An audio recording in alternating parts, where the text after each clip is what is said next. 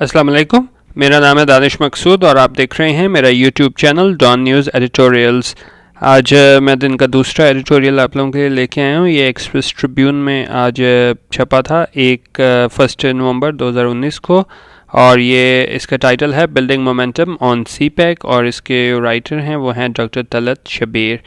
अब इसका मैं थोड़ा बैकग्राउंड आपको ये दे दूँ। इसमें ऐसा है कि जब से ये हुकूमत आई है तो एक तासुर आना स्टार्ट हुआ था कि यह हुकूमत इतनी सीरियस नहीं है। जितने भी सी पैक के हवाले से हमारे डेवलपमेंटल प्रोजेक्ट्स हो रहे हैं तो काफ़ी इनके जो पेस है कंप्लीशन का वो काफ़ी स्लो है, और शायद ये इतनी ज़्यादा तवज्जो नहीं दे रही सी पैक पे। तो जो उनसे भी खदशात वगैरह हैं एक आम आदमी के जहन में, तो उस हवाले से राइटर ने ये बात करने की कोशिश की है कि क्या वाकई पीटीआई की हुकूमत सीरियस है इसको जल्दी पाया तकमील तक पहुंचाने में, इसके जो हैं प्रोजेक्ट्स, क्योंकि इससे हमें काफ़ी उम्मीदें थी कि जी ये प्रोजेक्ट्स कंप्लीट होंगे तो काफ़ी लोगों को रोज़गार वगैरह मिलेगा। तो उस हवाले से बात करें building momentum on CPEC, कि उस पर हम मोमेंटम बनाएं कि जो एक तासुर आ गया है कि जी बिल्कुल इसके प्रोजेक्ट्स जो हैं मुकम्मल होने में बड़ी ताख़ीर हो रही है। तो उस हवाले से बात करें कि हम मोमेंटम क्रिएट करें, एक मोमेंटम बनाएं सी पैक के हवाले से कि जितने भी प्रोजेक्ट्स हैं तो उस वो क्या किस तरीके से हम देख सकें। और साथ उन्होंने ये भी देखने की कोशिश की है कि क्या वाकई ये बात सही है कि यह एक गलत तासुर फैलाने की कोशिश जारी है हुकूमत के ख़िलाफ़ कि ये हुकूमत इतनी सीरियस नहीं है। सी पैक प्रोजेक्ट्स के हवाले से स्टार्ट करते हैं हम editorial. A narrative built on negativity sells quicker than the one built on positive indicators and reflections. उन्हें का नैरेटिव जो एक बिल्ड किया जाए नेगेटिविटी पे, जिस तरह ये एक नैरेटिव हमारे पास क्या आ जाता है, ये मैंने पीडीएफ भी मैं आपको दे दूंगा, इसको आप डाउनलोड कर लीजिएगा और डब्ल्यूपीएस ऑफिस में ओपन कीजिएगा तो आपको इस तरह मीनिंग्स वगैरह नज़र आ जाएंगे। तो इस तरह मैं आपको लिंक दे दूंगा, वहाँ से डाउनलोड कर लीजिएगा। नैरेटिव क्या होता है? नैरेटिव और story is an account of a series of related events experiences और the like, whether the true और फिक्टिशियस। एक आप क्या बिल्ड कर लेते हो, नैरेटिव बिल्ड कर लेते हो, एक स्टोरी वो बिल्ड कर लेते हो कि उस बारे में एक तासुर आपका। तो यही नैरेटिव किसके बारे में कायम किया गया है? सी पैक के बारे में। और ये कह रहे हैं built on negativity, narrative built on negativity sells quicker than the one built on positive indicators and reflections. कि अगर हम एक कोई मनफी बातों पे कोई एक बना लें, कोई अकाउंट, कोई स्टोरी, तो वो ज़्यादा सेल्स क्विकर, यानी वो लोगों जल्दी उसकी जाने मबजूल हो जाते हैं। अगर इसका मुकाबला करें किसे, than the one built on positive indicators and reflections. अगर हम किसी चीज़ के बारे में कोई उसके पॉजिटिव इंडिकेटर्स बताना शुरू करें तो वो इतनी जल्दी लोगों अपनी तरफ तवज्जो नहीं हासिल कर पाते, बजाय इसके कि अगर कोई उसके बारे में हम मनफी बातें फैलाएं। यही बात वो सी पैक के बारे में करें कि आजकल जो बातें चल रही हैं कि भाई ये बिल्कुल हुकूमत सीरियस नहीं है और बिल्कुल काम ठप होकर रह गया है जितने भी प्रोजेक्ट्स हैं। तो उन्होंने कहा ये लोगों ने ज़्यादा इसकी तरफ तवज्जो हासिल की, बजाय इसके कि अगर इस पर ये गिनवाए जाते कि क्या इंडिकेटर्स हैं, पॉजिटिव इंडिकेटर सी पैक के हवाले से। तो इस हवाले से बात हो रही है। This is what is precisely happening to the China Pakistan economic corridor. उन्होंने कहा यही कुछ हो रहा है किसके साथ? सी पैक के साथ, कि ये भी लोग मनफी बातें फैला रहे हैं, वो लोगों में ज़्यादा तवज्जो वो हासिल कर रहे हैं, और लोग जो हैं इस कशमकश का शिकार हो गए हैं कि वाकई ये बात सही तो नहीं कि हुकूमत पाकिस्तान में अब वो कोई सीरियस नहीं रही इस सी पैक के प्रोजेक्ट्स को मुकम्मल करने में। As a negativity haunts the $multi-billion mega project since the time it had been conceived and implemented. और उन्हें कहा ये इसके साथ क्या है, वो मनफी बातें मंसूब हैं। Haunts the $multi-billion mega project, क्योंकि ये है काफ़ी हमारा $multi-billion मेगा प्रोजेक्ट है। और क्या क्या since the time it had been conceived and implemented. उन्होंने कहा जब से ये कंसीव यानी सोचा गया और इम्प्लीमेंटेड और इसकी इम्प्लीमेंटेशन स्टार्ट हुई है, तब से वहाँ पे क्या है उसके साथ सी पैक के साथ यही हो रहा है कि नेगेटिविटी फैलाई जा रही है, मनफी बातें फैलाई जा रही हैं इस प्रोजेक्ट के हवाले से। ये नहीं कि सिर्फ अभी इस हुकूमत के साथ हो रही है, इससे पहले भी मतलब सी पैक काफ़ी हमारे पास रहा, डिबेटेबल टॉपिक रहा है अब तक। तो उस वाले से ये बात कर रहे हैं। दी chatter in Islamabad about CPEC is loud and it says that CPEC is going slower than intended. उन्होंने कहा अगर हम देखें जो लोग बात कर रहे हैं इस्लामाबाद में, हमारे कैपिटल में सी पैक के बारे में, तो ये है कि जो लोगों का ये ख्याल है कि CPEC जो है वो is going slower then intended, यानी ये ख्याल किया जा रहा था कि जिस रफ्तार से प्रोजेक्ट मुकम्मल होंगे उस रफ्तार से नहीं हो रहा और काफ़ी स्लो जा रहा है. Ill founded views like CPEC being held up और stalled draws audience as both the detractor and hopefuls of CPEC look at it from their standpoint true for their though for their own reasons. अब इसमें क्या कह रहे हैं कि ill founded views हमारे पास किस तरह के, that like CPEC being held up, यानी कि हेल्ड अप और स्टॉल्ड होता है उसको रोक देना कोई चीज़ को ना, तो ये कह रहे हैं कि जिस तरह बिल्कुल रोक दिए गए हैं इसके products draws audience as both the detractor and hopefuls of CPEC. तो ये दोनों की बात कर रहे हैं कि इसके जो हामी भी और इसके मुखालिफ भी हैं CPEC के, वो अपने तौर पे इसको चीज़ों को लेके चलते हैं और जिस तरह ये बात करते हैं कि जी इसके प्रोजेक्ट्स को रोक दिया गया है तो वो अपना पॉइंट ऑफ व्यू लेके आगे चलते हैं. The detractors have a biased assessment, और उनका ये भी डिट्रैक्टर्स हैं CPEC के वाले से कि भाई ये बिल्कुल स्लो हो गया और बिल्कुल भी फ़ायदा नहीं है इसका पाकिस्तान के लिए. तो वो क्या कहते हैं, डिट्रैक्टर ये होता है कोई आप ट्रैक पे हो ना, आपको वहाँ से हटाए, डिट्रैक कर दे. तो डिट्रैक्टर ये बात कर रहे हैं कि कहाँ से हटाए कि ये लोग CPEC के हक़ में हैं, तो उस वहाँ से उसको हटाया जाए उन लोगों को, कि उनको कहा जाए कि ये मतलब प्रोजेक्ट जो है इतना हमारे फ़ायदे में नहीं है. तो detractors have a biased assessment. Biased assessment होती है जानिबदाराना असेसमेंट है कि that CPEC has gone out of focus of the current government, के जो CPEC है उसकी जानिब ज़्यादा तवज्जो नहीं दे रही मौजूदा हुकूमत, and has been push down the list of priorities, और ये list down push down the list of priorities ये होता है कि तरजीहात की अगर कोई लिस्ट वगैरह है तो उसमें बड़ा पीछे चला गया, तो मतलब हुकूमत और चीज़ों पे ध्यान दे रही है, CPEC पे नहीं दे रही, इसका ये मतलब है. और ये कौन कह रहे हैं, डिट्रैक्टर्स, ये मतलब जिनका हमेशा से ये था कि भाई CPEC के लिए जितना इसको बढ़ावा दिया जा रहा है और इसको कहा जा रहा है कि बिल्कुल गेम चेंजर होगा, तो ऐसा नहीं है. Where hopeful spin their hopes, जब एक तरफ डिट्रैक्टर्स की बात करें और दूसरी तरफ होपफुल्स की बात करें, ये कहते थे कि नहीं CPEC जो है इससे बहुत ज़्यादा जॉब्स क्रिएट होंगी और काफ़ी बेहतरी आएगी, खुशहाली आएगी, प्रोस्पेरिटी आएगी. तो वेयर इज़ होपफुल्स, और जबकि होपफुल्स जो हैं डिट्रैक्टर्स के मुकाबले में वो पिन देयर होप्स, वो इस बात पे उम्मीद लगाए बैठे हैं to it as a window of opportunity, कि ये एक उम्मीद की एक किरण है और एक वो है अपॉर्चुनिटी है फॉर द रिवाइटलाइजेशन. रिवाइटलाइजेशन क्या होता है हमारे पास, the action of imbuing something with new life and vitality. The city has seen revitalisation of its economy. उन्होंने कहा ये क्या है, वो रिवाइटलाइजेशन ऑफ द इकोनॉमी होगी इससे, किससे, CPEC से, and prosperity of the country, और क्या मुल्क में खुशहाली आएगी किसकी वजह से, CPEC की. तो ये दोनों तरफ से अब बता रहे हैं, डिट्रैक्टर्स की तरफ से भी कि जो कहते हैं कि जी हुकूमत सीरियस नहीं है, और जो हमारे होपफुल्स हैं CPEC के वाले से वो भी कह रहे हैं कि भाई ये मुल्क में खुशहाली का ज़रिया बनेगा CPEC और ये बिल्कुल गेम चेंजर होगा. Consequent to the general impression in a section of the press that the latest visit of Prime Minister Imran Khan was aimed at revival of stalled CPEC projects. ये sentence लंबा है तो यहाँ पे हम तोड़ के कॉमा तक मैं आपको बताता हूँ ये क्या है. उन्होंने कहा उसके बाद ये जनरल इम्प्रेशन आ गया था कि section of the press media में भी कि भाई ये सीरियस नहीं है हुकूमत CPEC के प्रोजेक्ट्स मुकम्मल करने में. द लेटेस्ट विजिट जो of prime minister Imran Khan, उनका जो लेटेस्ट विजिट हुआ था इमरान खान का, वॉज एम्ड एट, उसकी क्या मेन वजह थी, वो क्या थी कि at revival of stalled CPEC projects, जितने भी रुके हुए हमारे CPEC प्रोजेक्ट्स हैं उनको रिवाइव किया जाए, बहाल किया जाए, ताकि जल्द से जल्द ये प्रोजेक्ट्स मुकम्मल हों और हमारे जॉब्स वगैरह क्रिएट हों और हमारी जो इकॉनमी है उसकी हालत भी बेहतर हो. Someone no less than the Prime Minister himself had to reiterate that the timely completion of CPEC projects remains the top priority of his government. Though he also in the same breath admitted that there are certain bottlenecks towards the implementation of the CPEC framework. अब उसमें उन्होंने क्या कहा कि जब इमरान खान वहाँ पे गए थे तो उन्होंने ये कहा था कि the latest visit of prime minister Imran Khan was aimed at, कि उनका क्या मकसद था कि वो रिवाइव किया जा सके जितने भी रुके हुए प्रोजेक्ट्स हैं.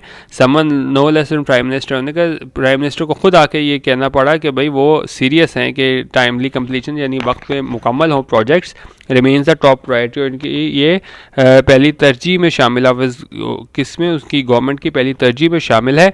दो he also in the same breath, लेकिन साथ ही उन्होंने ये भी कह दिया, एडमिटेड और ये तस्लीम किया, that they are certain bottlenecks. Bottlenecks ये होते हैं कोई हमारे पास होते हैं is a stage in the process that causes the entire process to slow down और स्टॉप। कोई भी आप वजूहात कह लें जिसकी वजह से वो प्रोसेस स्लो हो जाए। तो जिस तरह इमरान खान ने एक तरफ ये कहा कि उनकी पहली तरजीह है कि CPEC के प्रोजेक्ट्स हैं वो टाइमली कंप्लीट हो, लेकिन साथ ये भी कह दिया कि हमारे पास बॉटल नेक्स भी हैं, मतलब कि हमारे पास वजूहात हैं जिसकी वजह से जो है ये प्रोजेक्ट्स ये टाइम पे कंप्लीट नहीं हो पा रहे towards the implementation of the CPEC framework, जो कि रुकावट डाल रहे हैं किसमें, implementation of the CPEC framework. Perhaps no clearer reassurance could have come from the Prime Minister while he was flying for his third official visit to China in a span of one year. लेकिन ये उन्होंने कहा कि जी हम इसको complete करेंगे, तो ये रीश्योरेंस थी, ये उनकी तरफ से यकीन दिलाया गया था कि प्राइम मिनिस्टर इमरान खान की तरफ से कि भाई हम लोग जो हैं वो सीरियस हैं इस प्रोजेक्ट्स को कंप्लीट करने में। और ये इसमें उन्होंने कहा कि एक साल में इमरान खान का ये तीसरा विज़िट था, तो जिसमें उन्होंने ख़ास तौर पे इस बात पे ज़ोर दिया था कि जो हुकूमत है वो बिल्कुल सीरियस है प्रोजेक्ट्स जल्दी कंप्लीट करने में। देयर इज़ यूनैनिमिटी होता है इत्तफाक, अगर जिसे हम कहते हैं ना यूनैनिमस डिसीजन है, यानी सब ने मुतफ़क्का तौर पर राय दिया, तो इसी तरह वो कह रहे हैं यूनैनिमिटी ऑफ व्यूज़, यानी कि तमाम लोग इस बात पर मुत्तफ़िक हैं कि इस चीज़ पे among most segments of a society as to what CPEC is in store for Pakistan. उन्होंने कहा काफ़ी लोग मुतफ़िक हैं कि CPEC की वजह से पाकिस्तान को क्या फ़ायदा होगा। इट्स अ मैसिव अपॉर्चुनिटी, ने कहा बहुत बड़ी अपॉर्चुनिटी है that can potentially do wonders to address our core issues, और जो कि हमारे जितने भी अहम इश्यूज़ हैं उनको हल करने में बहुत मददगार साबित हो सकती है। CPEC offers enormously in terms of Pakistan's economic revival। उन्होंने कहा पाकिस्तान की माशी बहाली के लिए जो है वो एक बहुत अहम किरदार अदा कर सकता है CPEC through a framework that assure investment and development in the most crucial sectors, क्योंकि इसमें हमें ये यकीन दिलाया गया है कि हमारे पास इन्वेस्टमेंट होगी, डेवलपमेंट होगी कहाँ पे, क्रूशल सेक्टर्स में। जो अहम हमारे सेक्टर हैं कौन से, जैसे एनर्जी, इंफ्रास्ट्रक्चर, इंडस्ट्रियलाइजेशन। तो यहाँ पे क्या होगा, यहाँ पे हमारे पास इनका इन चीज़ों में हमारे पास बेहतरी आएगी CPEC की वजह से। China has also been unswerving in its sports. Unswerving क्या होता है, सिमिलर, अनवेवरिंग, अनफॉल्टरिंग, अनफ्लिंचिंग, यानी कि वो हमेशा ही साथ दिया, नॉट चेंजिंग और बिकमिंग वीकर। उनका यानी कि हमेशा ही सपोर्ट किया है चाइना ने पाकिस्तान को। तो ये कह रहे हैं हैज़ ऑल्सो बीन अनस्वर्विंग सपोर्ट, यानी कि हमेशा साथ दिया है पाकिस्तान को और खेला नहीं छोड़ा है पाकिस्तान को, आइदर फाइनेंशियली, और किस तरह साथ दिया पाकिस्तान का कि माली तौर पे भी, और इन टर्म्स ऑफ एक्सपर्टीज़, और यानी कि अपनी जो है एक्सपर्टीज़ भी, जिस चीज़ में आप ज़्यादा वो होते हो, माहिर होते हो, आप अपनी राय दे सकते हो। तो उन्होंने कहा या वो माली तौर पे भी या वो एक्सपर्टीज़ के लिए भी जब अगर बात आए तो उन्होंने हमेशा पाकिस्तान का साथ दिया है। Besides offering great development model to emulate, और उन्होंने इसके साथ ही ये पाकिस्तान के पास बहुत डेवलपमेंट मॉडल भी है टू एमुलेट, यानी कि उसको कॉपी करना, यानी उसको देखना कि भाई हम भी उसी तरह ही एमुलेट कर लें जिस तरह चाइना में है उस तरह पाकिस्तान में भी हो जाए। Of the key components of the CPEC framework, अगर हमने कहा अगर हम इसके एलिमेंट्स देखें, कंपोनेंट्स देखें किसके CPEC फ्रेमवर्क के, तो we are largely nearing the mark by meeting the set objectives for phase 1। उन्होंने कहा हम तकरीबन फेज़ 1 के जो हमारे ऑब्जेक्टिव्स थे वो मुकम्मल करने के करीब है। Energy and infrastructure were major issues that Pakistan confronted around the time when serious work on CPEC began in 2014। उन्होंने कहा एनर्जी और इंफ्रास्ट्रक्चर ये दो हमारे पास इश्यूज थे जब पाकिस्तान को सामना था इन चीज़ों का, कब, जब ये हमारे पास CPEC का काम स्टार्ट हुआ था, कब, 2014 में। We are now over with the phase of energy and infrastructure. उन्होंने कहा हम एनर्जी और इंफ्रास्ट्रक्चर के फेज़ से बाहर निकल आए हैं and have entered into the phase of industrialisation, और हम इंडस्ट्रियलाइजेशन के फेज़ में आ गए हैं। This significant phase has scheme of joint ventures and relocations of industries, और उन्होंने कहा इस सेगमेंट फेज़ में क्या होना है, जॉइंट वेंचर जो होता है हमारे पास एक तरह की पार्टनरशिप होती है, ठीक है, तो उसमें उन्होंने कहा तो हम उस फेज़ में आ गए हैं। And relocation of industries with the objective of building Pakistan export capacity, और ये रिलोकेशन ऑफ इंडस्ट्रीज़ के फेज़ में आ गए हैं, और इसका मेन मकसद क्या है कि पाकिस्तान की जितनी भी ये एक्सपोर्ट कैपेसिटी है उसको जो है वो बढ़ाया जा सके। In turn adding to foreign exchange earnings and improving Pakistan financial state, और इससे क्या होगा कि पाकिस्तान के फॉरेन एक्सचेंज अर्निंग्स में इजाफा होगा और पाकिस्तान की जो है फाइनेंशियल स्टेट यानी हालत, स्टेट को कहते हैं हालत, तो जो पाकिस्तान की माली हालत है वो भी बेहतर होगी। Based mainly on the success of the industrialisation phase उन्होंने कहा उसकी बेस पे किसकी इंडस्ट्रियलाइजेशन फेज़ की कामयाबी पे certain experts and CPEC planning quarters expect creation, और वो क्या कहते हैं कि अगर ये कामयाब हो जाता है तो फिर क्या हो जाएगा, certain experts in CPEC planning quarters expect, वो क्या एक्सपेक्ट कर रहे हैं, वो एक्सपेक्ट कर रहे हैं कि क्रिएशन ऑफ 1.2 मिलियन जॉब्स यानी कि 12 लाख जॉब्स कब तक हो जाएंगी, बाय 2030, यानी कि अगले 11 साल में उन्होंने कहा तकरीबन 12 लाख मजीद जॉब्स क्रिएट हो जाएंगी इस वजह से, सी पैक की वजह से। दिस इंटेल्स एक्साइटिंग पॉसिबिलिटीज़, और इसके साथ क्या होगा, इंटेल्स हमारे पास क्या आ जाता है, to entail is to involve, भी आप इसमें पढ़ लीजिएगा, मैं पीडीएफ आपको इसको दे दूंगा, ठीक है। जो मतलब उसके साथ जो प्री कंडीशंस जो आ जाती है ना, उन्होंने कहा दिस इंटेल्स, यानी इसके साथ क्या हो जाएगा, सी पैक के साथ एक्साइटिंग पॉसिबिलिटीज़ पाकिस्तान के पास आ जाएंगी for those who wish to invest, यानी इन्वेस्ट करना चाह रहे हैं, लुक फॉर जॉइंट वेंचर्स, और जो पार्टनरशिप में इन्वॉल्व होना चाह रहे हैं तो उनके लिए बड़ी बेहतरी हो जाएगी सी पैक की वजह से। इट ऑफर्स एनॉर्मस अपॉर्चुनिटीज़, और यानी कि बहुत ज़्यादा मौके फराहम करेगा फॉर जॉब सीकर्स, किन को मौके फराहम करेगा फॉर जॉब सीकर्स जो कि जॉब हासिल करना चाह रहे हैं, and the host of industry related sectors, होने का काफ़ी जितने भी हमारे इंडस्ट्री रिलेटेड सेक्टर्स हैं उनमें काफ़ी इनको जॉब्स मिलेंगी। Caught between myth and reality, CPEC was confronted with challenges from planning to implementation, उन्होंने कहा caught between myth and reality, क्योंकि जब ये 2014 में ये स्टार्ट हुआ था तभी से हमने मीडिया पे देखना शुरू किया था, तो कोई मुख्तलिफ सेक्शन ऑफ मीडिया थे, वो कोई इसके हामी थे, कोई मुखालिफ थे, तो एक कन्फ्यूजन तब से उन्होंने कहा क्रिएट हुई है, कब से, फ्रॉम प्लानिंग टू इम्प्लीमेंटेशन, यानी जब प्लानिंग भी हुई थी तब से भी लेकर जब से अभी ये कंप्लीट कर रहे हैं प्रोजेक्ट तब तक भी। There were errors of foresight during the planning stage and there are capacity and performance issues at the execution stage. उन्होंने कहा ठीक है, लोगों की तरफ से भी गलत फहमी फैलाई जाने की कोशिश की गई, लेकिन फिर भी क्या था, there were errors of foresight, उन्होंने कहा प्लानिंग स्टेज पे भी हमें एरर नज़र आते हैं और कैपेसिटी एंड परफॉर्मेंस इश्यूज हमें एग्जीक्यूशन स्टेज पे भी नज़र आते हैं सी पैक के। Pacing up with the Chinese government that holds A centralised assertive implementation mechanism remains a challenge. अब एक और इशू पाकिस्तान को था, वो ये था कि जो चाइनीज़ गवर्नमेंट में है वहाँ पे वो सेंट्रलाइज्ड सारा इनका सिस्टम है, तो ये भी, और उसके साथ कदम से कदम मिलाकर चलना भी पाकिस्तान के साथ थोड़ा इशू रहा है। Expecting deliverable with feeble governance, उन्होंने कहा फीबल होते हैं कमज़ोर, उन्होंने कहा जो पाकिस्तान की जो है कमज़ोर गवर्नेंस है, यानी कि इतनी वो बेहतर नहीं है हमारे पास, जिस तरह भी आप इसको कह लें, इंतज़ामी मामलात को देखने की जो है ताकत कह लें, और उस वो कह रहे हैं कि एक्सपेक्टिंग डिलीवरेबल के वो डिलीवर किया जाता है किसके साथ, फीबल गवर्नेंस के साथ, स्ट्रक्चर्स के साथ, that we have at home, जो एट होम यानी पाकिस्तान में हमारे पास है, इज़ हार्ड टू जस्टिफाई, उन्होंने कहा ऐसा बड़ा मुश्किल है कि ऐसा होता। Admittedly there was a huge gap between what was expected of CPEC and what has been carried out on ground. उन्होंने कहा अगर देखा जाए तो ये तस्लीम करने वाली बात है कि काफ़ी हमारे पास गैप मौजूद था किस चीज़ में, सी पैक में, जो हम उम्मीद कर रहे थे हमें सी पैक से हासिल होगा, and what has been carried out on ground, और जो कि हमें ग्राउंड रियलिटी है जो हमें अब तक हासिल हुआ है, तो इसमें इन्होंने कहा काफ़ी डिफरेंस है हमारे पास इसमें।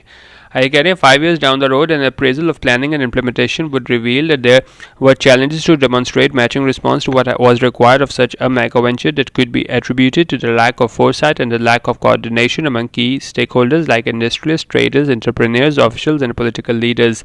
अभी कह रहे हैं कि अगर 5 years डाउन द रोड वहाँ पे क्या होगा, an appraisal of planning and implementation would reveal, और इनका अप्रेजल होता है आप किसी भी चीज़ का वो लगाना, जिस तरह आपने देखा होगा HR डिपार्टमेंट वाले भी वो अप्रेजल के थ्रू वो परफॉर्मेंस जो है उसको जांचते हैं, तो इसी तरह वो कह रहे हैं कि 5 years डाउन द रोड के 5 साल बाद क्या है कि अप्रेजल क्या वो अंदाज़ा वो लगाएंगे आप परफॉर्मेंस का, उसका आप कह लें कि अंदाज़ा लगाएंगे कि क्या उससे हासिल हुआ।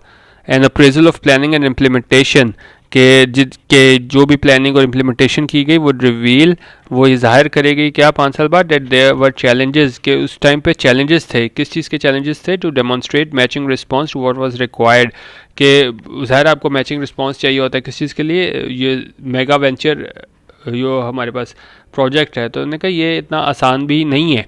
तो 5 साल बाद अगर हम देखें और उसको हम उसके अप्रेजल करें तो हमें पता चलेगा कि उस टाइम काफ़ी चैलेंजेस थे कि किस तरीके से हम इस मेगा वेंचर को लेके आगे चलेंगे। That could be attributed to the lack of foresight and the lack of coordination among key stakeholders, और फिर हमें पता चलेगा कि ये सारे जो मसाइल थे वो किस वजह से थे कि वो लैक ऑफ कोऑर्डिनेशन के तालमेल का फुकदान था किन के दरमियान अमंग की स्टेक होल्डर्स, और वो स्टेक होल्डर्स कौन थे? Industrialist, traders, entrepreneurs, officials and political leaders, और इसके दरमियान जो है वो कोऑर्डिनेशन नहीं थी, तो इस वजह से जो है थोड़ा लेट वगैरह हुआ। तो ये वो बता रहे हैं कि अगर 5 साल बाद अगर हम देखें तो हमें इस तरह महसूस होगा।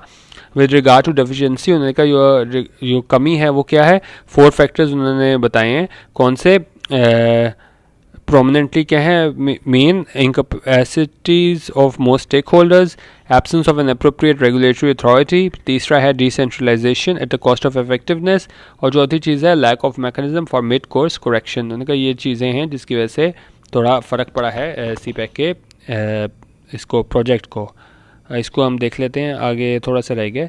As referred above, prime minister Imran Khan does have the political will to carry out the CPEC project as a top priority and has, उन्होंने कहा जिस तरह पहले ऊपर भी बताया गया कि इमरान खान के जो है वो पॉलिटिकल विल उनके है कि मैं कैरी आउट यानी कि उसको मुकम्मल करूँ, किस चीज़ को? सीपैक प्रोजेक्ट को एज अ टॉप प्रायोरिटी, उसको पहली तरजीह के तौर पे कंप्लीट करूं। And has on a number of occasion, उन्होंने बारहा इस बात पे जोर दिया है, रिटरेट किया है, to push it as far as possible कि वो जल्द से जल्द इसको मुकम्मल करेंगे। CPEC is not only an economic venture but it marks a special relationship that Pakistan and China have built over a period of time. उन्होंने कहा ये सिर्फ एक इकोनॉमिक पार्टनरशिप नहीं है, ये क्या है? ये एक रिलेशनशिप है, एक ताल्लुक है किसके दरमियान? पाकिस्तान और चाइना के दरमियान। और ये कब? और have built over a period of time, और ये कि दुहाइयों पे जो है ये मुश्तमिल है, और ओवर बिल्ट और किस पे कायम किया गया? Over a period of time, यानी इतने वक्त के बाद जो है इसको कायम किया गया इस ताल्लुक को। Many analyst still side the call from Pakistan. अब इसमें एक थोड़ी नेगेटिविटी की बात भी आ रही है कि हमने देखा था ये many analyst call still side the call, उन्होंने कहा वो एग्जांपल पेश करते हैं किस चीज़ की? एक कॉल की गई थी किसकी जानिब से? Call from prime minister's adviser on commerce, textile industries and investments, और इनकी जानिब से कॉल की गई थी जिसमें कहा गया था for putting everything on hold in order to undermine the will of the current government to carry on with the project. उन्होंने कहा था कि तमाम जो आप चीज़ें हैं फॉर पुटिंग एवरीथिंग, तमाम चीज़ें ऑन होल्ड, कि उसको आप होल्ड पे रख लो, यानी उस पर आगे पेशरफ ना करो ये प्रोजेक्ट पे। In order to undermine the will of the current government, ताकि उसकी अंडरमाइन क्या होता है? आप कि उसको ख़त्म करो, arrowed the base of foundation, similar में आता है एरोड वेयर अवे। तो ये जो इनके थे कौन थे?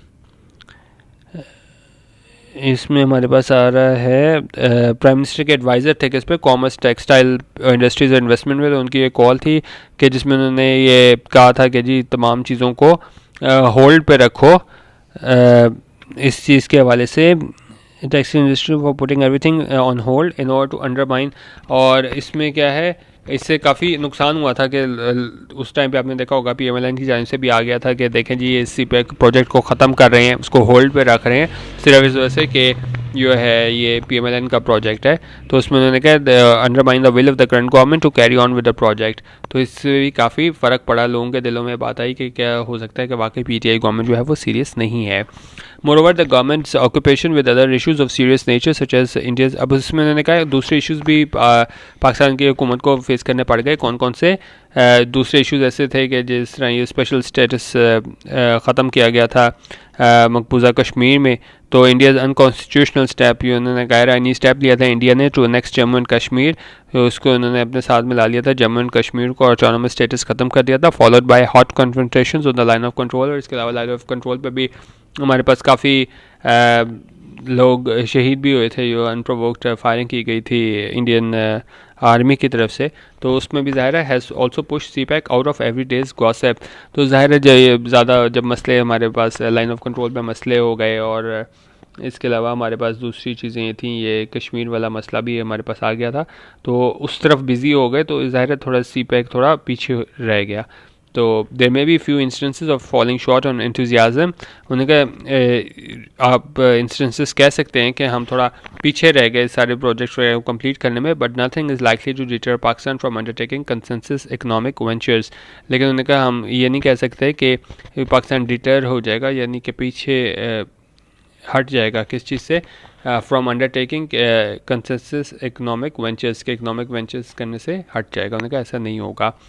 With a view to building momentum on CPEC, और यो मेन एडिटोरियल था हमारे पास कि किस तरह हम मोमेंटम क्रिएट करें CPEC को, जो हम पीछे थोड़ा रह गए हैं पेस में ये प्रोजेक्ट्स मुकम्मल करने में, तो किस तरह मोमेंटम क्रिएट करें। तो वो कह रहे हैं we need to carry out an honest appraisal of the project. उन्होंने कहा हमें अप्रेजल करने की ज़रूरत है, एक परफॉर्मेंस जज करने की हमें ज़रूरत है कि हमने अब तक क्या खोया, क्या पाया, क्या गलतियाँ की।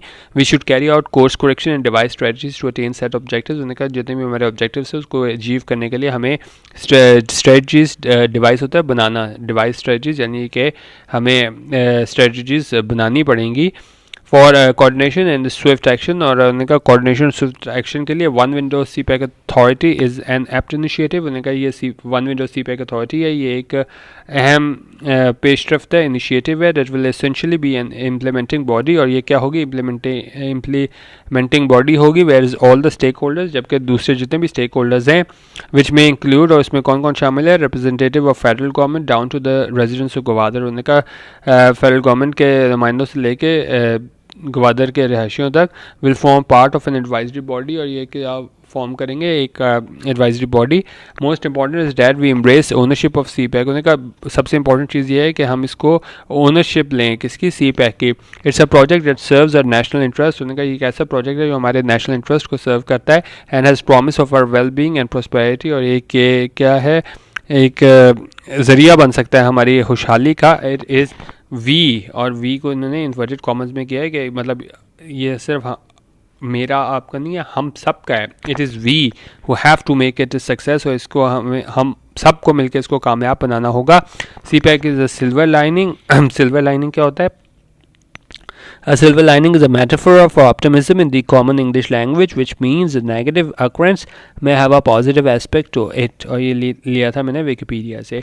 CPEC का सिल्वर लाइनिंग है on the grim horizon. On grim ये होता है डल, आप इसे कह लें, horizon of Pakistan, and we can take a huge advantage of it if we do it right. होने का हम CPEC से बहुत एडवांटेज यानी फ़ायदा हासिल कर सकते हैं अगर हम इसको सही तरह करें। If we do it right, करनी जितने प्रोजेक्ट्स उनको टाइम पे कर लें, और जितने भी हमारे इंतज़ामी कमियां हैं उसको हम पूरा कर लें, तो उन्होंने कहा हम इसको CPEC से फ़ायदा उठा सकते हैं, बशर्ते कि हम इसको ठीक तरह से करें तो जॉब्स वगैरह भी क्रिएट हो सकती हैं। और यो कह रहे हैं कि ये एक तासुर आना स्टार्ट हुआ था कि जी हुकूमत इतनी सीरियस नहीं है, तो उसको इन्होंने कहा कि इमरान खान ने इस असर को, इस तासुर को ज़ायल करने की कोशिश की। जब वो 1 साल में 3 दफ़ा चाइना गए हैं तो वहाँ पे उन्होंने इस हवाले से भी बात की है कि इसके प्रोजेक्ट्स जो हैं वो जल्द मुकम्मल किया जा सके। तो ये CPEC के हवाले से आज एडिटोरियल था कि मतलब उसमें हम देखें कि जल्द से जल्द जो है वो प्रोजेक्ट्स मुकम्मल हों, ताकि जिस तरह इन्होंने कहा है कि 2030 तक यानी 11